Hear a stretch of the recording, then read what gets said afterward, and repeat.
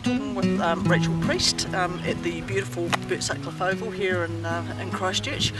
Rachel, we wanted to have a bit of a chat with Rachel because you've played more than 50 one-day internationals now and more than 50 T20 matches. So just wanted to find out a bit more about you because sometimes people like Susie or Sophie or anyone might be in the headlines, but to be honest, I don't think I've read much about you. So if you're happy, Rachel, yes, definitely. Okay, cool.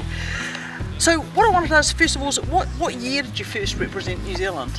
2007. Yeah, and who did you take over from in effect then? Was Rosie? Yeah, was Rebecca Rosie Rolls? just retired. Yeah. Probably a little bit earlier than I thought, so I kind of got a call up sooner than I thought I would. Oh, okay.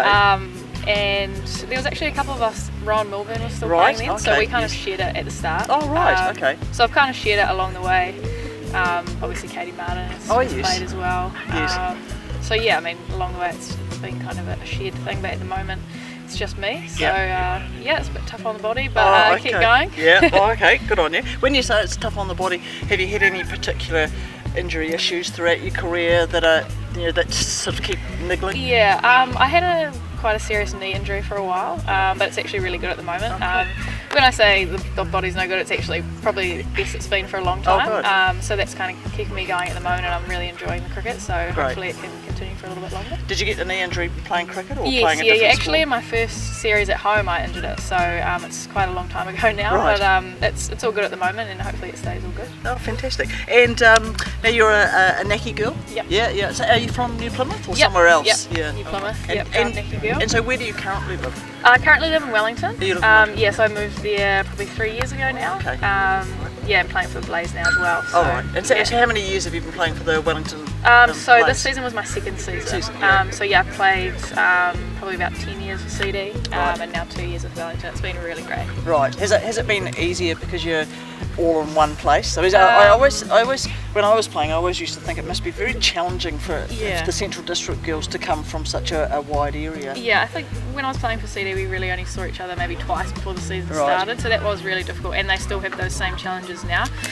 So for me, yeah, it's just like a novelty to see my teammates twice a week. Right. It's really great, and it's a great bunch of girls down there, and I guess that's probably sort of added to the length of my career as well. Oh, right. I think so. Yeah. The change for me was a really positive change, and I've just really enjoyed going to Wellington. Right. And as a matter of interest, did you go to Wellington for? You don't have to answer this, but did you go to Wellington more for cricket or just for circumstances or? Probably more job and Okay. circumstances, but I guess I played for CD for a year when I moved there. All right. But obviously I couldn't train with my team, Yeah. and it was quite difficult.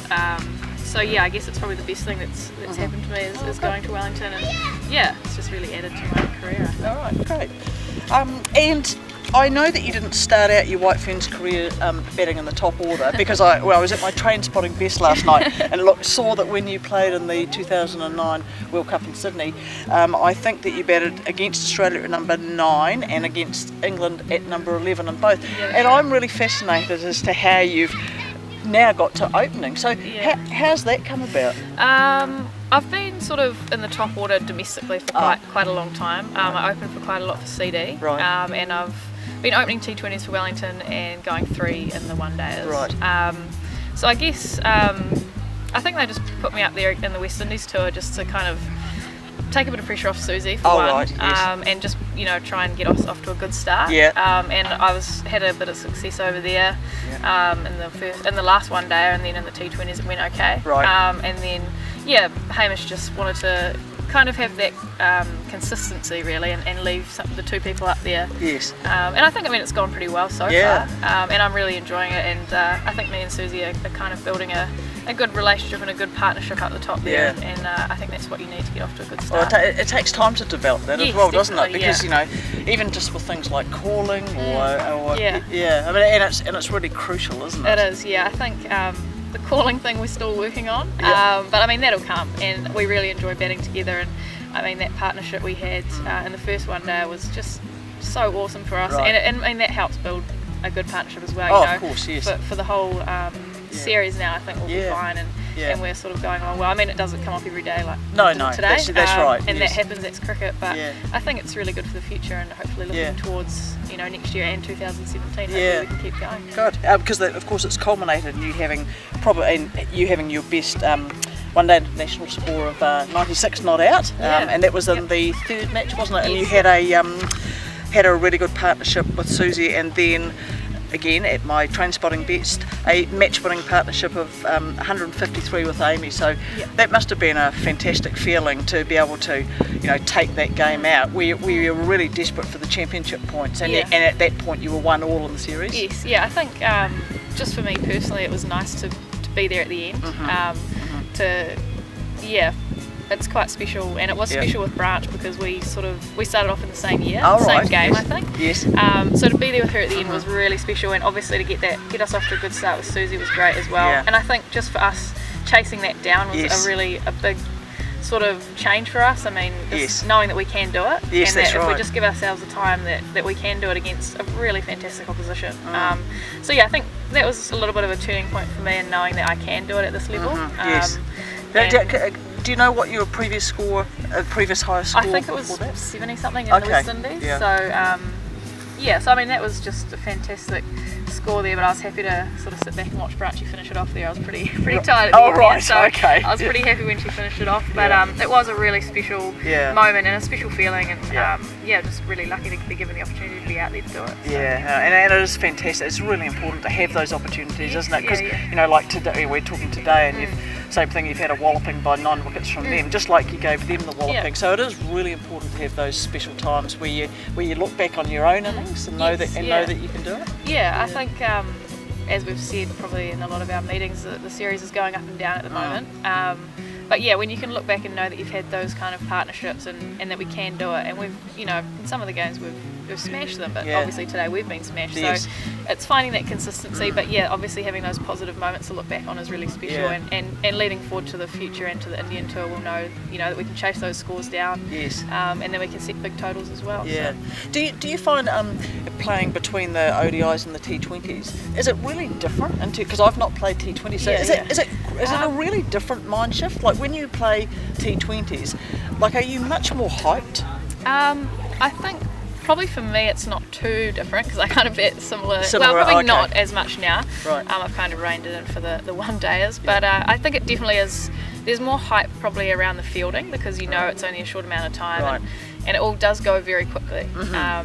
I think with the batting we often get too hyped up and we think we don't have as much time as we do. It's actually which is probably what it looked like for the games of the series.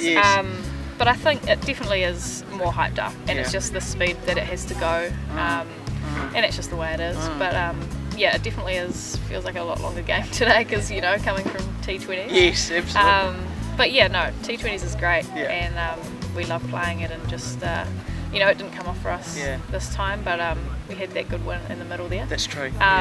Do you have a preference? Like, I'm sure you're not going to get dropped because you say one or the other. But do you have a preference yourself as to T20s or one-day internationals? Not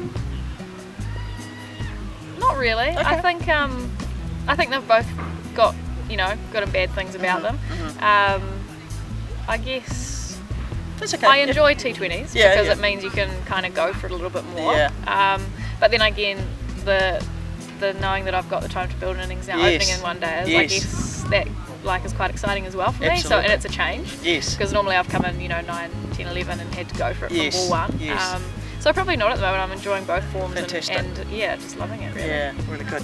And so from your own point of view in terms of playing wise, 2017 is a goal for you to get? Is that what I'm hearing you saying? Yeah, I think I guess it's getting more and more difficult with the working and playing situation. I mean, I'd love to continue playing to 2017 and beyond that. It's just really difficult at the moment to, looking forward to next year. We've got a lot of tours and another World Cup, a T20 World Cup in India. Okay. All right. And just getting that time off work is difficult. I mean, I know it's looking sort of like some people may have to give up work to keep playing. Yes.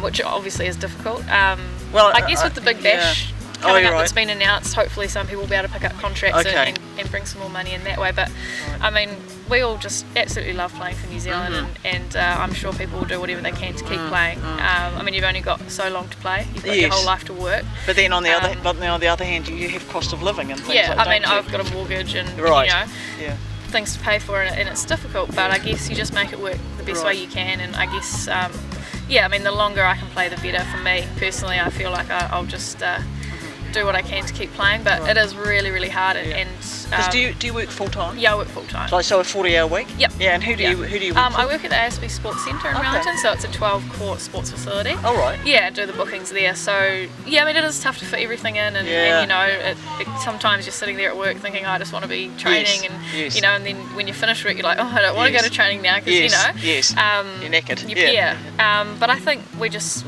make it work as best we can at the moment, and I mean, hopefully going into the future, it probably won't happen while I'm still playing, but hopefully one day it'll be a little bit more you know, full time for the athletes and that. But at the moment, I mean, it's tough, but we make it work. When you were saying about you know, in terms of your employer, I can imagine that if you're working full time, it's probably quite hard for an employer to see their employee go away for periods of time because presumably they have to then replace them. So I've personally been really lucky. I mean, I am the only person that does what I do at my work, so it is difficult. But luckily this time I've trained someone up to do it, so they can do it while I'm away. But I guess it is difficult. I mean, they're worried about their business. I mean, they're so supportive to me, and I've been extremely lucky. But you know, there comes a point where you know, they've got to worry about their own business and how things are going. But at the moment, they're extremely supportive, and yeah, you know, some of my biggest fans are my workmates, which is great. But yeah, I mean, decisions have to be made in the future, and you know, with so much coming up, it will be hard to get that time off. Because just finally, what is on the cards for more play this year? Yes, so we've got a tour to India. We're going to India. June, July hasn't been confirmed yet what date it is. Sri Lanka are coming over October, November, December, sometime around there. Yep, and then Big Bash apparently is December, January. So depending on who gets contracts there. I believe we're playing Australia after that, possibly, and then March I think is the T20 World Cup, and then we'll have something later in there as well. Wow, that's a lot of cricket, isn't it? So it's looking like, you know, a lot of months off work, and I guess people just need to hopefully they can get that sorted with their employers, but if not, I guess people will make it work the best they can, and if they can, you know, get that time off, then that'd be great.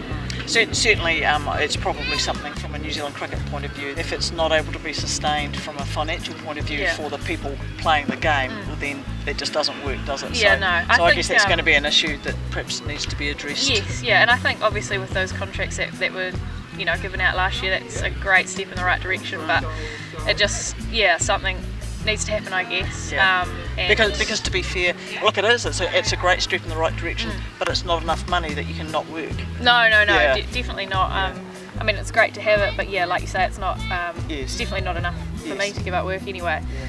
So I guess that's where it's exciting. If people can get Big Bash contracts, then maybe that will help towards people being able to give up their work and maybe go part time.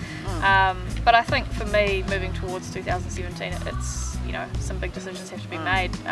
So we'll just see what happens with the India tour and how we're going. But, Oh, congratulations on your highest score of the series, and and I hope you fare well in the final match of the series against the English this coming Saturday. And thanks very much for your time. Thank you very much.